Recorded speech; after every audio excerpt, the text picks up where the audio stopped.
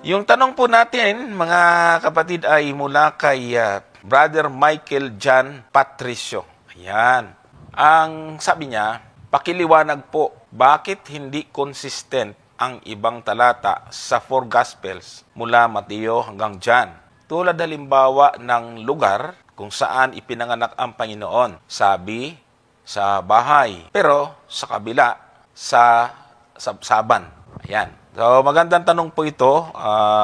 Valid question po ito, mga kapatid. Kasi totoo naman na sa four gospel, mayroong tala na ipinanganak, parang ang nangyari, pinanganak si Jesus sa sabsaban, samantalang sa kabila ay sa bahay. Ang magkaibang talatang ito, bagaman hindi nabanggit ni Brother John Patricio, ay yung pong talata na sa sabsaban siya pinanganak ay nasa Lucas 2:7.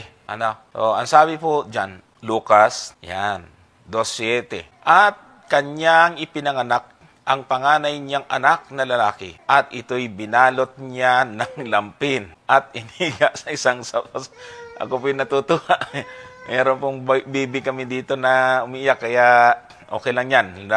Normal yan kasi nagugutom yung aming baby dito. Basahin ko ulit, no? At kanyang ipinanganak ang panganay niyang anak na lalaki, at ito'y binalot niya ng mga lampin at inihiga sa isang pasabsaban, sapagkat wala ng lugar para sa kanila na tutuluyan. Ayan. So, malinaw ang pagkakabanggit sa talata, ito ay ipinanganak sa isang pasabsaban, isang lalagyan ng pagkain ng hayop, yung pinaglagyan sa bata pagkatapos na lumabas sa sinapupunan ng kanyang ina. Ang isang talata naman na nagsasabi na sa bahay pinanganak, ay ito naman po ay nasa Mateo 2:11. Tingnan natin yung tala ni Mateo. Ang sabi po diyan, at nagsipasok sila sa bahay at nakita nila ang sanggol na kasama ng kanyang inang si Maria, na nangagpatira pa sila at nangagsisamba sa kanya. At pagkabukas nila ng kanilang mga kayamanan, ay inihandog nila sa kanya ang mga alay na ginto at kamangyan at mira. Ayan. So, paano ngayon yan? Parang inconsistent nga naman at parang mayroong contradiction. Actually, hindi lang po yan yung parang contradiction sa mga talaan nila, meron pang iba. Pero ito lang naman kasi ang tinanong, di ito lang po yung ating tatalakayin. So, paano po natin ito ipapaliwanag, mga kapatid? Dito sa mga binanggit na ito, yung mga pantas dyan sa Mateo 2:11, or yung, ano ba yung pagkasabi niyan, yung mga bumisita sa kanya na may dalang regalo. Pumasok sa bahay, no? Nagsipasok sila sa bahay at nakakita nilang sanggol na naroon yung at kasama ng kanyang ina. So, hindi sabsaban ang sabi diyan, o hindi silungan ng hayop.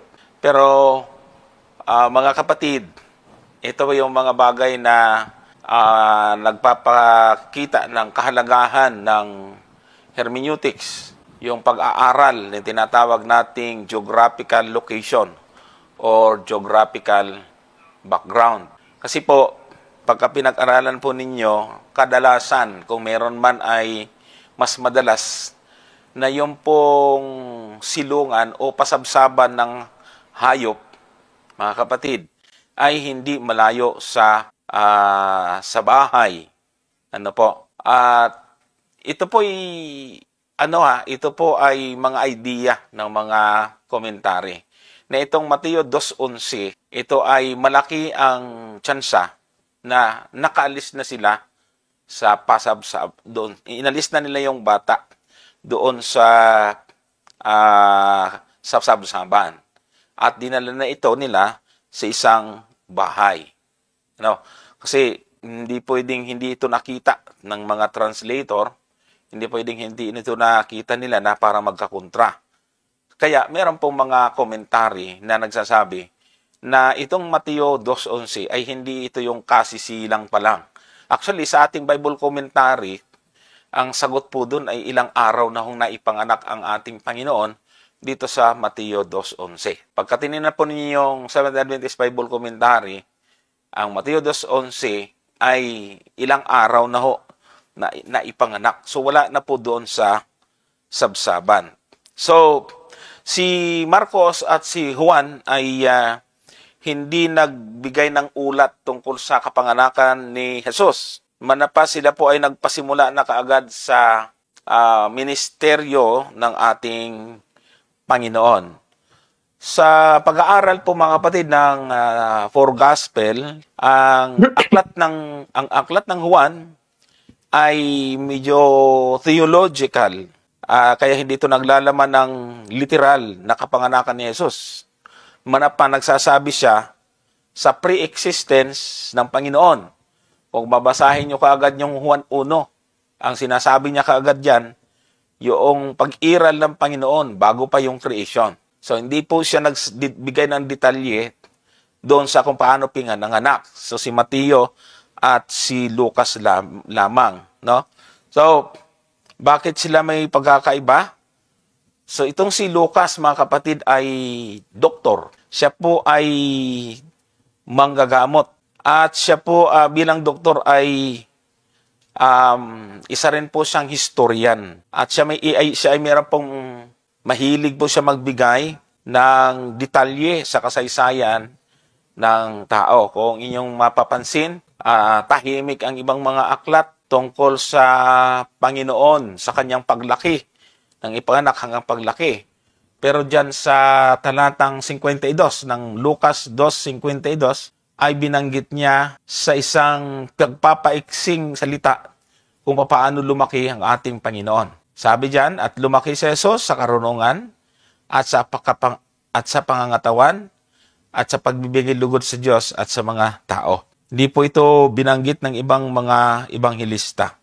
Si Mateo ay, ang kanyang mga sulat sa pag-aaral, mga kapatid, ang mga sulat ni Mateo ay lagi pong ikinoconsider niya yung mga kapwa niya Hudyo. Nagbibigay siya ng katuparan ng propesiya at yung prophecy tungkol sa pagkapanganakan ng ating Panginoon ay nasa isang napakababang paraan o kalagayan. Mula sa kapanganakan hanggang sa kanyang kamatayan ay yun ang sinusundan ni Mateo sa kanyang prophecy. Mga kapatid. Kaya nga, sa apat na ibanghilyo, si Mateo lang din ang nagbigay ng detalye doon sa ulat doon sa Mateo 27:52 o 51:52 as 50 mga nabuhay ng mamatay si Jesus. At ayon sa pag-aaral po ng mga scholar ay talagang sinadya ni Mateo na sabihin yon para ipakita sa mga Hudyo na yung pinatay nilang Mesiyas ay totoo na katuparan ng hula. Kaya hindi po siya magkakontra, mga kapatid. So, si Lucas, siya lang ang nagbigay ng particular na detalye sa mismong lugar ng kapanganakan. So, napansin niyo po, si Mateo hindi sinabing sa sabsaban. Si Juan, si Lucas, si Juan at si Marcos wala rin. Pero siya, dinitalye niya sapagkat ipinapakita po niya doon yung pagiging humble ng Panginoon. At totoo naman, pinaniwalaan ng marami na talagang sa sabsaban pinanganak ang ating Panginoon. Ayan. So, yan po ang aking masasagot po doon, mga kapatid.